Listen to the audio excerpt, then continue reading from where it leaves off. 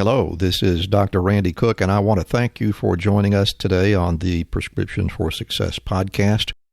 My guest on this episode is Dr. Shihka Jain from Rush University Medical Center in Chicago. But before we get started with the program, I just wanted to point out that toward the end of this podcast, Dr. Jain will offer an invitation for listeners to participate in this year's Women in Medicine Summit, which you will note has already taken place. This interview was recorded in July of 2019, and unfortunately, our podcast launch schedule just didn't allow for its release in advance of the conference. The Women in Medicine Summit was co-founded and is co-chaired by Dr. Jain.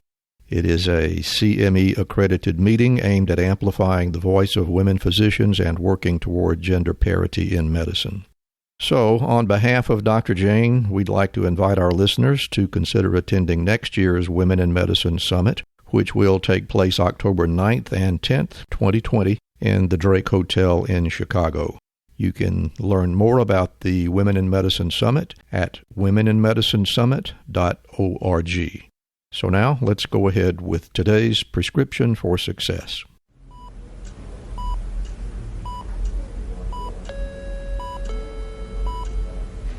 Paging Dr. Cook. Paging Dr. Cook. Dr. Cook, you're wanted in the OR. Dr. Cook, you're wanted in the OR.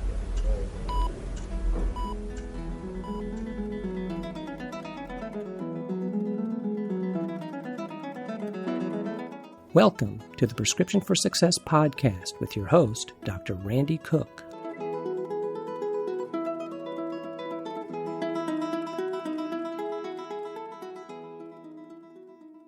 Hello, everyone, and welcome to the Prescription for Success podcast.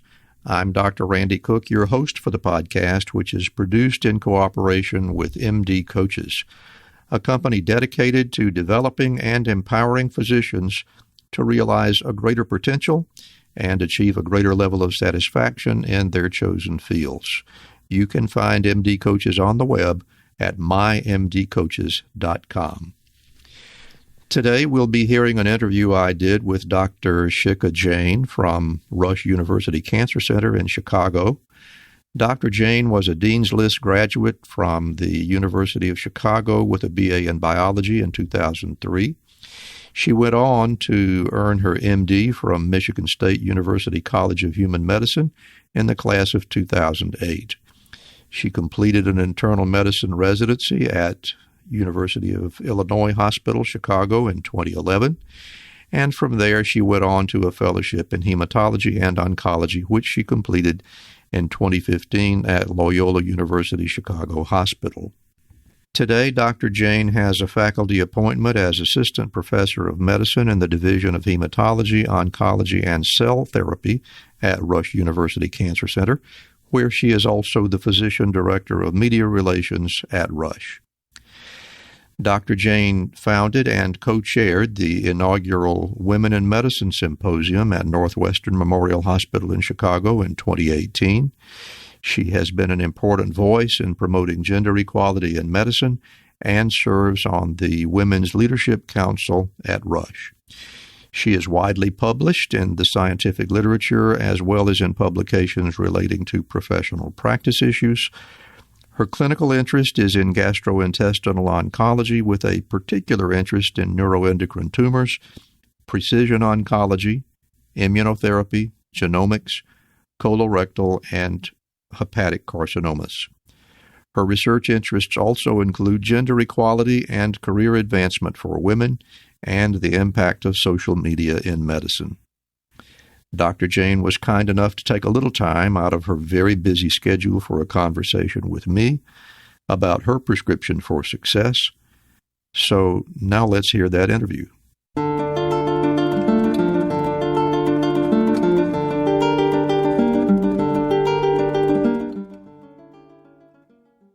So, Dr. Shihka Jain, thank you very much for joining us today on Prescription for Success, and welcome to the show. Thank you so much for having me.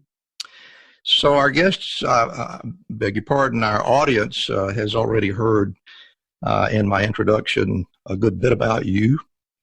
So what I'd like to do at this point is talk about your beginnings, if we can. Was medicine something that was always on your radar, or was it more of an evolutionary sort of thing? So that's a great question.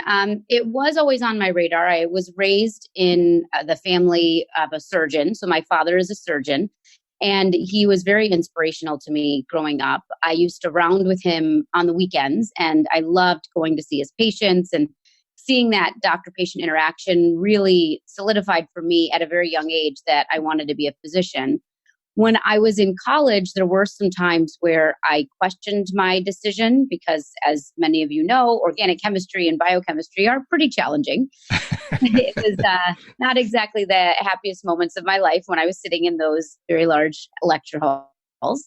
And I also found that I had a lot of other interests. So I was interested in other possible careers. So I started looking in college at things like advertising and marketing, and someone actually suggested, because of my personality, that might be a better route for me as opposed to medicine.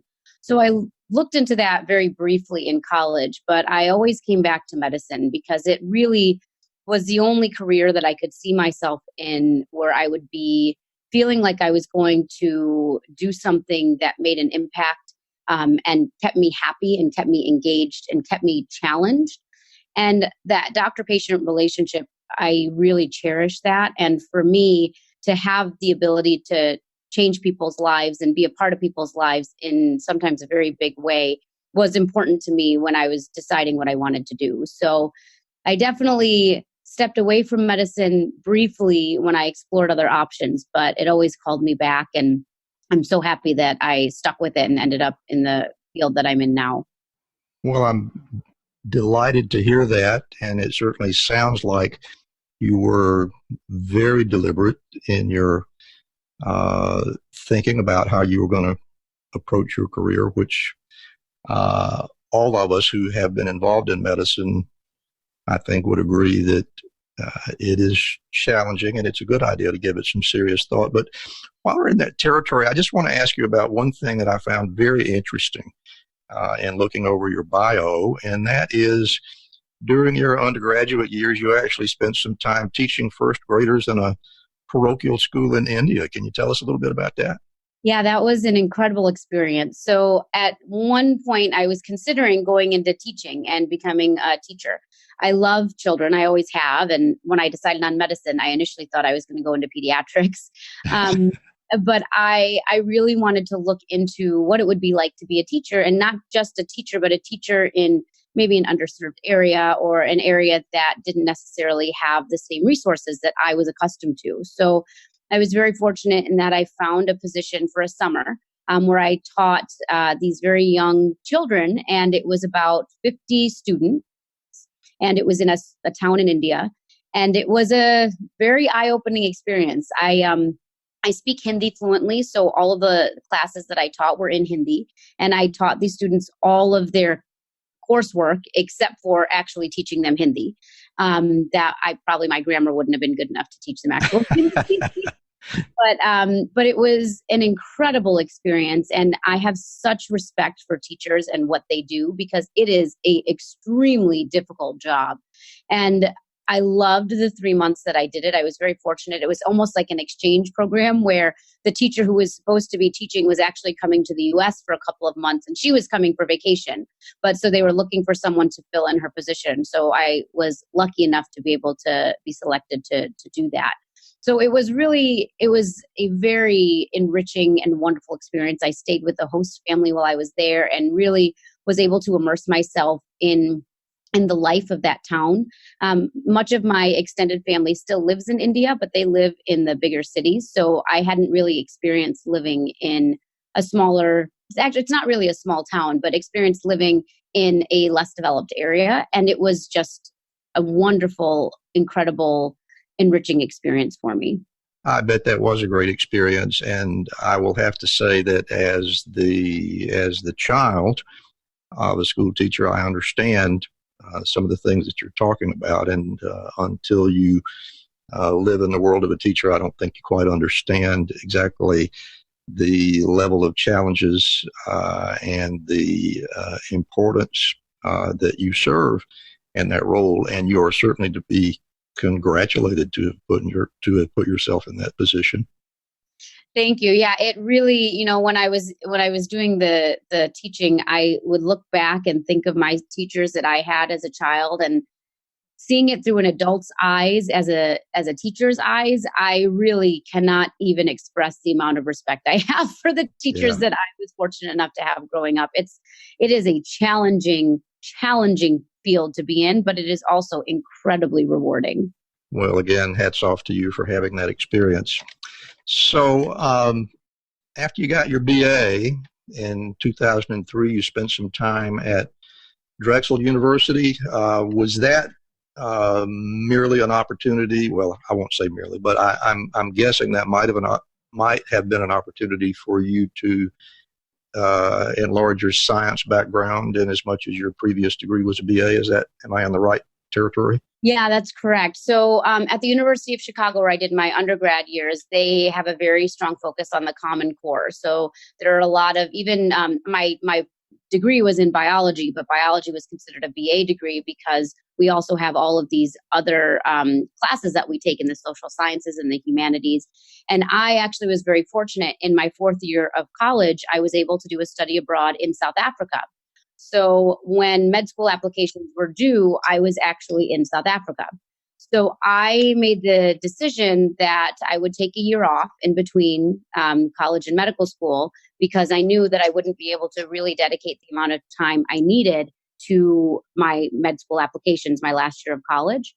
But I wanted to make sure that in that year that I had between college and hopefully medical school, if I were to get accepted, that I really strengthened my science background, and I would enter into medical school with a good foundation. So I decided to apply to this program at Drexel, where I spent 1 year basically taking medical school classes while I was applying for medical school. And I think it really helped me strengthen that background and that foundation that I needed in order to be successful in medical school. Excellent. You clearly have done some serious thinking about how to prepare yourself, and it looks like it paid off. And with respect to medical school, what was that like for you? So, as anyone will tell you, medical school has its ups and downs. There are challenges, and I'm not the greatest test taker. So it was a challenge for me, especially because coming from University of Chicago, where most of our tests were essay tests, and I didn't really have many multiple choice tests. It was a challenge for me trying to transition into this class structure where I was taking tests that were multiple choice, where there was no way to explain your answer. It was a little bit different for me. And, just as any medical student will tell you, there were challenges that I faced. And I was fortunate because I had a really great friend circle, a great support circle. And my first 2 years, where we were primarily doing in the class learning, were a bit more challenging. My second 2 years, the clinical years, I think were the most rewarding for me. It was amazing. I still remember in my clinical rotations, I was studying something for one of our step tests. And the next day, the patient that I was seeing had the exact diagnosis that I'd been thinking about the day before. It was amazing. It was very fortunate. And the attending who we were rounding with asked a question, and I knew the answer because I'd done a board prep question on that diagnosis the day before. And he was very impressed and thought I was very smart, when in actuality, it was just happenstance that I read that particular question.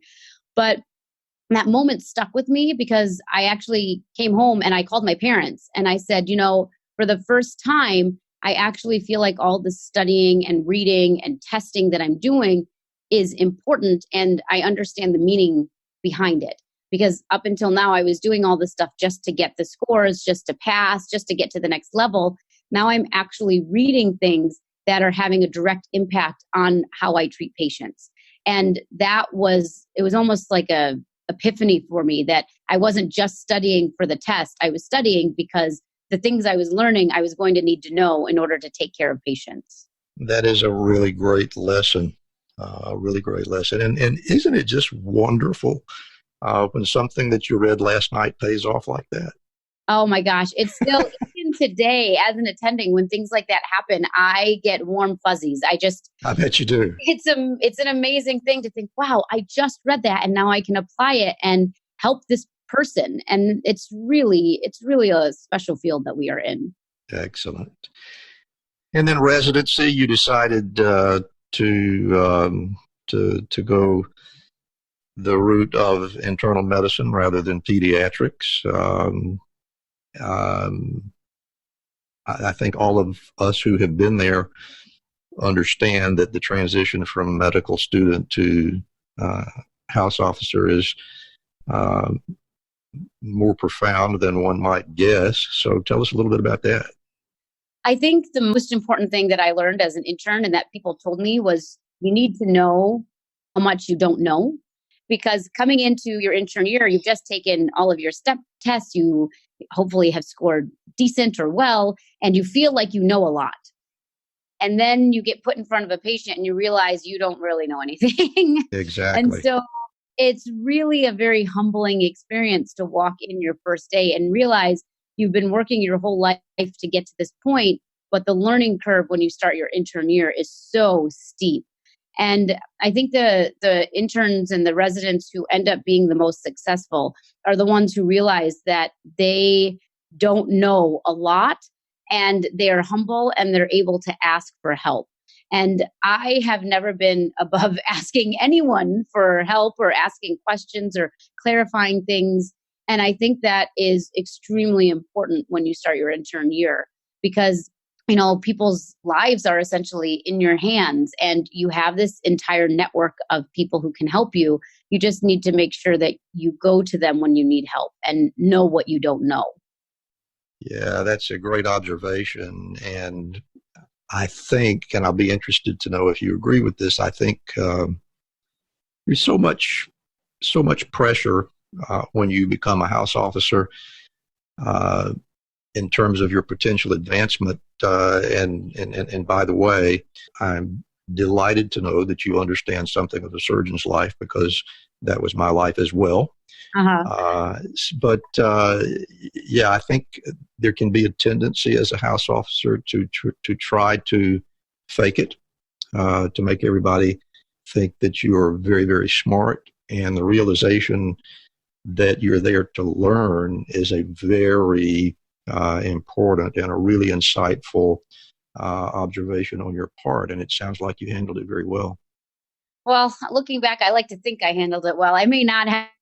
If you talk to people who work with me, they may not feel the same way, because you also, like you said, you also want to prove yourself. So there are definitely times where you want to know the answer, or you want to know and you don't want to ask someone for help. But I was lucky because the residency that I went to at University of Illinois, our program director was very much about autonomy and letting us make our own mistakes as long as it wasn't going to negatively impact patient care.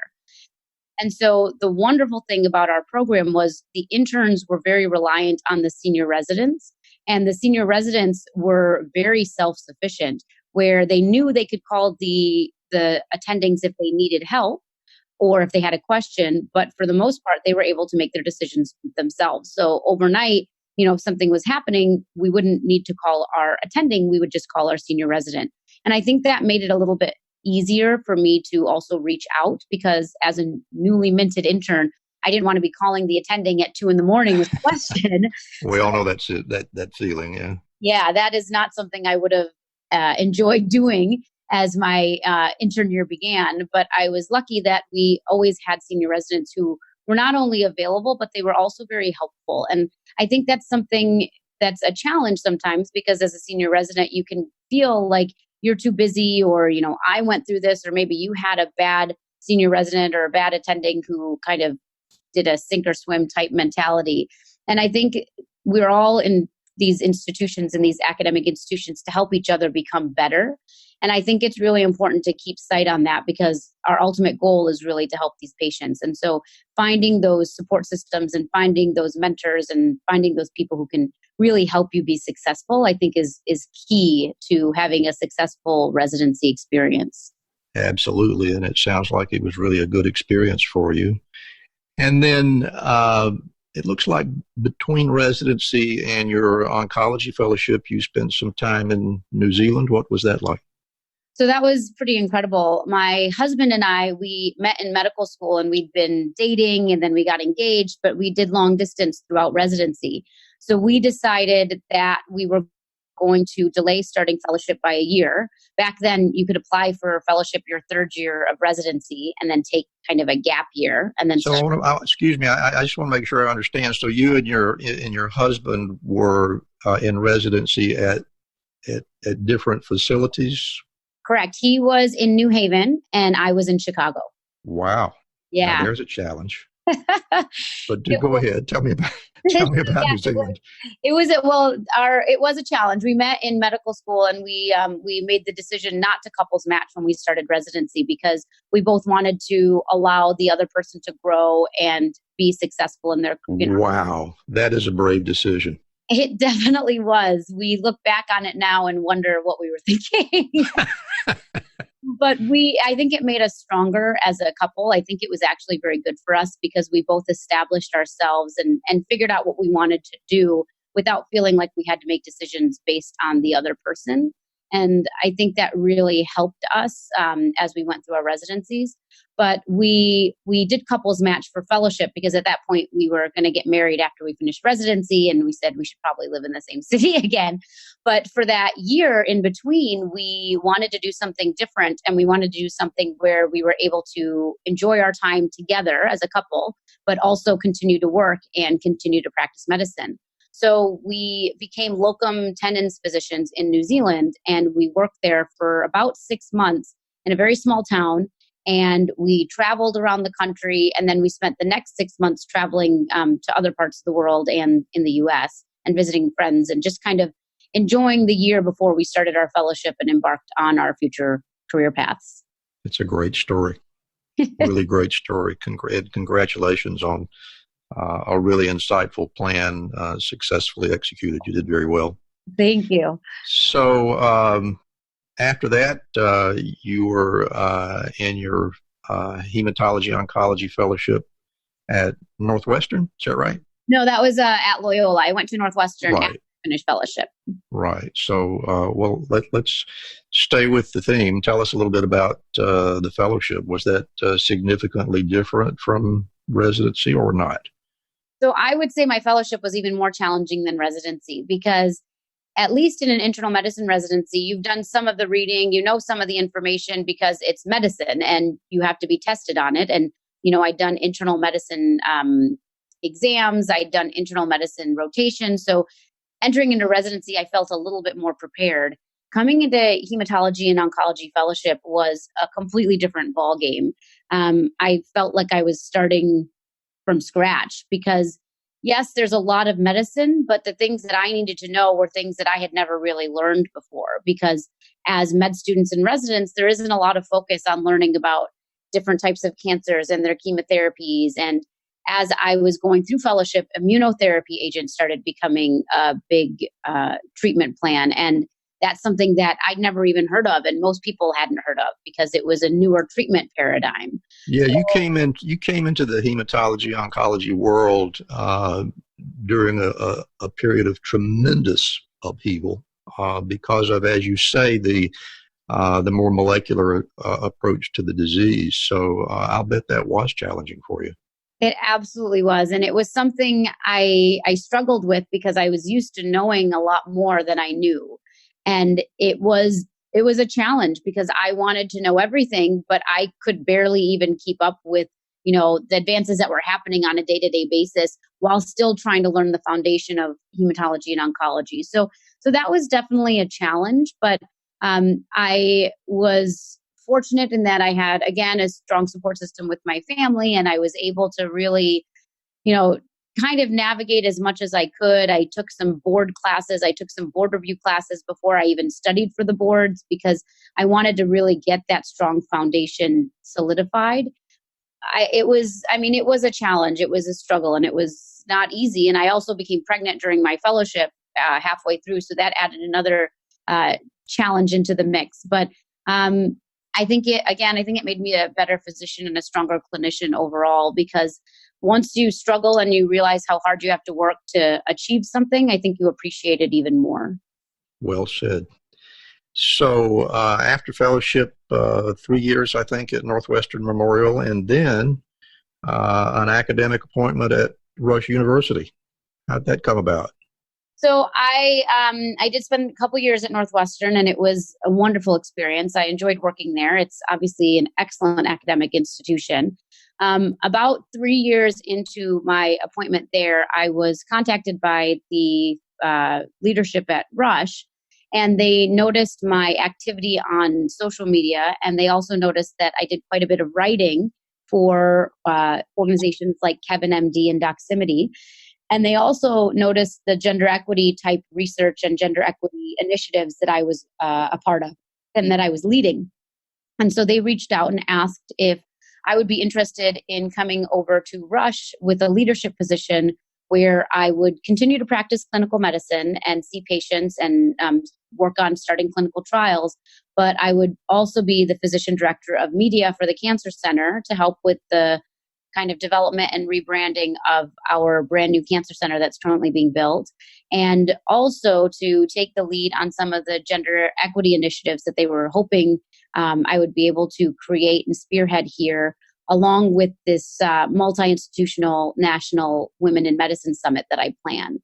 And so with all of those different hats that I was very interested in wearing, I couldn't turn down the position. It seemed like a dream opportunity for me. So yeah, that sounds like a really great fit for you. Yeah, they have kind of tailored a position for me so that I'm able to not only do what I'm passionate about, but also do multiple other things that I'm passionate about. So I'm able to have flexibility in my schedule and a little bit of flexibility in where I'm able to focus my time. Excellent. Now, I'd like to learn a little bit more about your interest in gender issues. You mentioned that was something that was already in process, perhaps back in the days of your, well, how far back does it go, this interest in gender issues? So I don't think I even realized that I had an interest in gender issues until a couple years ago. I was very lucky in that I grew up in a house where my parents told me that I could do anything and that I should just assume that I can do anything and that my gender had nothing to do with it. So to me, it was never an issue that I really thought about because I just assumed I could do anything. And as I went through my life, I noticed certain roadblocks being put up because I was a woman, and I didn't think anything of it. I just continued doing what I wanted to do, and I assumed that the cards would fall into place and people would realize that I was just as capable as my counterparts. And I really didn't feel that my gender was causing me to not achieve what I wanted to achieve. However, when I entered into the medical world, and now looking back, there are a lot of things that happened along the way where I probably would have handled them differently because I'm now looking at them through this lens of, was that decision made or was that person speaking to me in this way because I was a woman? And again, as I was going through it, I just didn't worry about it. I had more important things to worry about, like passing my boards and trying to do the best for my patients. But there are definitely many instances going through my career where I was treated in a way that I think was inappropriate. And I was treated in a way that negatively impacted my self-worth, that negatively impacted my career to a certain extent. And I got upset about this when I realized my trainees and my mentees were coming to me with similar issues that I had just circumnavigated or brushed off or ignored. And it bothered me that other people were facing issues that, looking at it through their eyes, I realized that were not okay. And so when it comes to myself, I didn't ever really advocate for myself because I just figured it was because of me. I didn't think it was a bigger issue. But when I started hearing other people talking about the exact same issues happening to them, I realized it was a bigger problem. And that's when I started getting more interested in trying to fix the system and trying to make things better for the next generation of physicians that come after me. Because if these problems still exist in 2019, and I was facing them, back 20 years ago, that is a problem. And I really think it's important that we fix the system, because we're losing some of our best and brightest minds because they're facing these obstacles and they don't necessarily have the tools to overcome them. Well, you certainly have been a very important voice and a very reasoned voice in the discussion of that very important topic. And if you don't mind, I'd like to stay in that territory for just a moment. And I am going to ask you a question that has been pointed to as evidence of gender disequity. But it's only because I think it needs to be discussed. I think we need to get a better understanding of these sorts of things, and we won't, as you know, unless we talk about it. But what I'm coming to is that you have been extraordinarily productive in your professional life, and you are a parent. And it is common in my experience for women to be asked, gee, how in the world do you do that? And hardly anyone ever thinks of asking a man exactly that same question. So I would like to know a little bit about how do you make it work? And what do you think of that prejudice about being unable to manage a family and a time-consuming career simultaneously? Absolutely. I think you touched on a lot of points there. So with women, women are traditionally the people who take care of families or kids or, aging parents. That is traditionally the roles that women have had in the household. And I think that's where a lot of these questions stem from, where people say, well, who's taking care of the kids? I've had many people ask me, well, what do you mean you're going to speak at a conference? Who's taking care of your children? And I think that it's unfortunate that we live in a time where people still ask those types of questions. I mean, I'm in a household where my husband is also a physician, and he has a demanding job, and he is a DI physician. So he has call where he has to get called in. And yes, it is absolutely a challenge. Now, I am very fortunate in that I have, as I've mentioned before, a very strong support system. My parents are very helpful. They can come help with our children when we need. We have nannies, we have babysitters, and I outsource whenever I can. But I think that the two biggest points are, number one, yes, the narrative is shifting, and partners, spouses, men are doing more at home now than they were, 20, 30 years ago in general. But there's been all sorts of articles coming out saying that's still not enough. And, when a woman comes home, there's still kids to feed, there's, diapers to change, there's school homework to worry about, there's lunches to pack. And traditionally, again, women have been allocated into those roles. I think that is changing. And I think there are a lot more partners and spouses who are picking up the slack and doing the work. But I think that it's a constant conversation that needs to continue to happen. I think the real sad point is, even when women who don't have children are compared to men, these discrepancies still exist. And I think that is really unfortunate, because a lot of times people say, well, women take maternity leave, or women decide to go part-time, or women decide to, stay home with the kids and take off from their career for a couple of years and then come back. And that is true. And I think that is, wonderful as well. I think everyone has their own path in life. But for women who decide to continue to work full-time and are ambitious and have children, I think that it is really to the detriment of the field to not choose those women, because you have these preconceived biases that they may not be able to handle having children and being successful, or be able to balance having children and continue to rise in their careers. And so for me personally, when people ask me those questions, I always tell people I have a great support system, I have a great partner, and that's how I'm able to kind of have it all, as people always ask me, which I definitely do not have it all. Believe me, I'm juggling.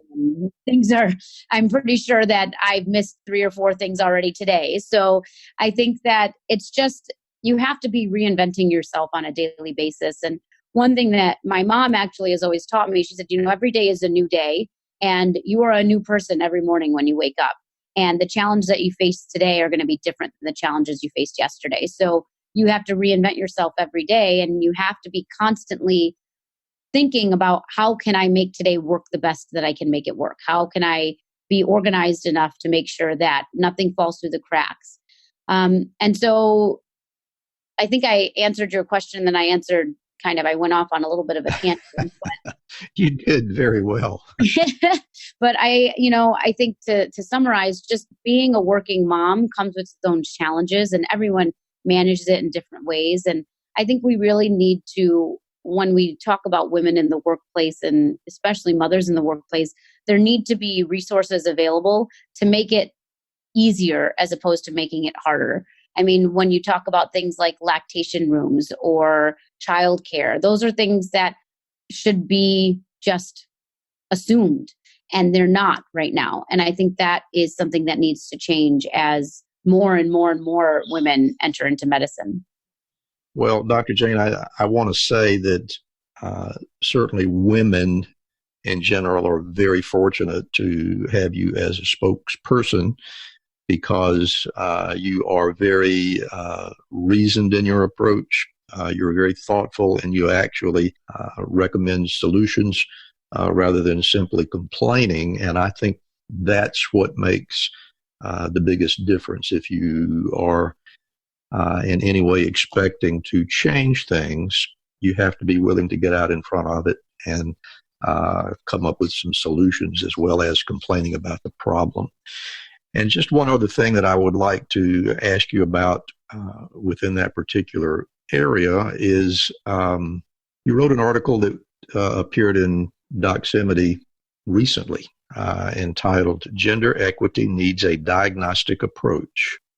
I thought that was really interesting, again, because it points to the necessity to step away from the knee-jerk emotional response to that very question and look at it from a scientific perspective. So could you tell us a little bit about what was behind that piece and what it meant to you? Absolutely. So I am a very evidence-based person. I believe that you need to first see what the problem is. And then after you diagnose the problem, then you need to figure out what the solutions are to fix it. And that was the impetus behind this particular piece. I think that when it comes to gender equity issues and disparities that exist, not only in healthcare, but on a global level, we really need to work on fixing the system and not work on fixing the women, because the system is set up to not help women succeed. And when I say that, what I mean is these systems were put in place hundreds of years ago, and they were put in place without very many women involved, if any women involved in the planning. And I give the example of going to anywhere actually, and seeing that the line for the women's restroom is always, out the door, and the men never have a line. So if women were involved in the original planning of these bathrooms, I can guarantee they would have made many more stalls for the women than the men, because it just makes more sense. So when you talk about a diagnostic approach to gender equity, I think the most important thing is really diagnosing the problem. And we have so many papers and articles that have come out in the last decade looking at what these problems are. The challenge then becomes figuring out the solutions. And that's a big part of the reason why I created this Women in Medicine Summit, because I was really tired of people just complaining about things and saying, this is a problem, but then not actually coming up with solutions. And so the purpose of the summit is to do just that. We're taking a diagnostic approach and we're talking about the issues. So first, we're educating our attendees and saying these are some problems that exist. But then we spend the second half of the day in breakout sessions where we're teaching the attendees skills to help solve those problems. And not just on a global level, but on a personal and a professional level. So if we're able to kind of pick apart the systemic issues that exist and then rebuild the system in a way that will be beneficial for all involved, I think that's really the way to move the needle and to move things forward. And I was very clear in my initiative for this summit. It's not meant to be a complaining fest. It's not meant to be a bunch of people getting together and complaining about what's wrong with the world. It's meant to be a educational, academic exercise in not only talking about what the problems are, but then coming up with actual solutions and actionable items that can be implemented in a real way so that we can start to make a difference at a personal and professional level, but then helping leaders take those to a global level and change the system from a national level. Well, very well said, very well thought out. And again, I'd like to say just how fortunate women, not only in medicine, but women in general, are that they have you as a voice for issues that are very real to them. So congratulations on that. Thank you.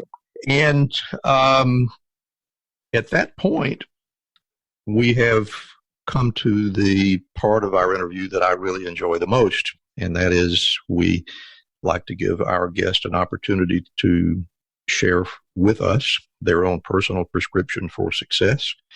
So I'm just going to close my mic, and I'm going to invite Dr. Shihka Jain to give us her personal prescription for success.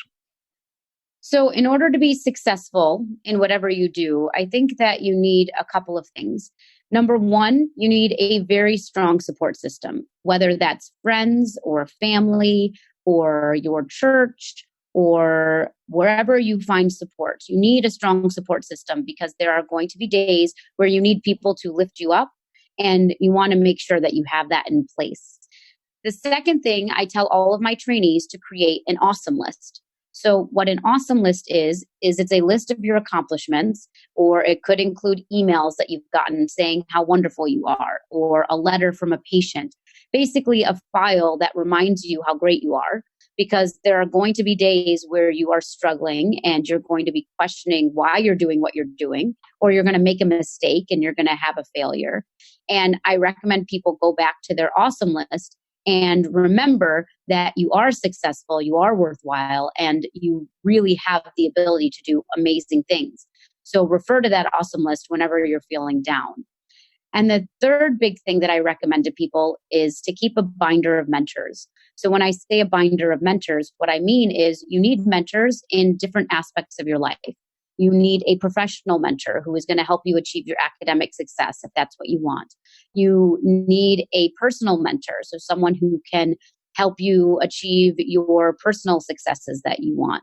Sometimes I tell people to find someone who has a similar life to what you want and use them to help you figure out how to get into that type of life. You can have mentors that are older than you, that are younger than you, and whatever mentors you have, they can fulfill different niches in your life and help you become the best person you can be.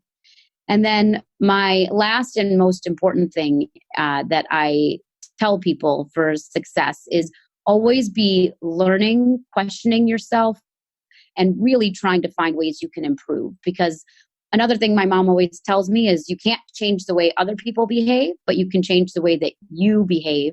And you can change the way that you react to things. So when you are living your life, try to be the best person you can be. Realize that you can't necessarily change what other people do or how they may behave, but you can absolutely change how you behave. And every day is a reinvention of yourself. So try to be the best person you can be every day. And in doing that, you will achieve all of the things that you want to achieve. And you're going to have failures along the way, just know that whatever failures you have, you'll look back on them in the future and hopefully you'll realize that they got you to where you are today. And those failures can be stepping stones to lead you to a position that you may not even realize is an option for you. So I would say those are my prescriptions for success. Well, I'm not surprised that there is a great deal of wisdom there. And I really enjoyed hearing that. You touched on some of the things that I think are very, very important in life. You talked about defining goals. You talk about tracking your success with respect to those goals. You talked about mentors and looking around to see how other people are succeeding. And I think undoubtedly the most important thing in that list was making sure that you remain who you are and don't try to be anything else. That's really great advice. So, Dr. Shihka Jain, it has been a tremendous pleasure to talk to you today. I've really enjoyed the conversation. And before we go, I want to give you a chance to let our audience know how they can follow you, how they can learn more about you, if you have websites, email addresses, conferences that you'd like to publicize. What would you like to let us know before we're off the air? Absolutely. So first of all, thank you so much for having me on. I really enjoyed this conversation today. So a couple of things that I would love for you to check out if you're able. Our Women in Medicine Summit is September 20th and 21st in Chicago.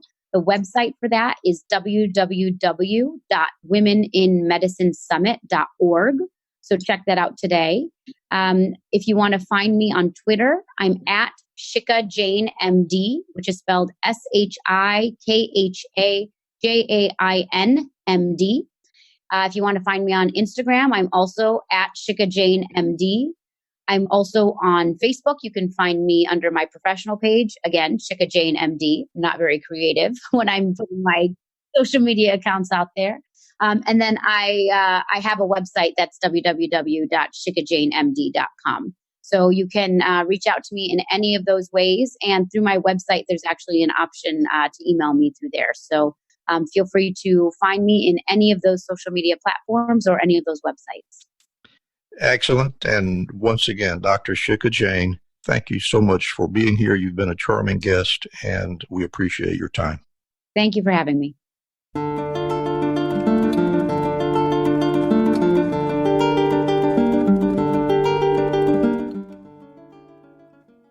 And that brings another successful Prescription for Success podcast to a close. You can subscribe to our show and glean more insight about my guests by reviewing the show notes on our website, rxforsuccesspodcast.com. That's RXFOR, rxforsuccesspodcast.com.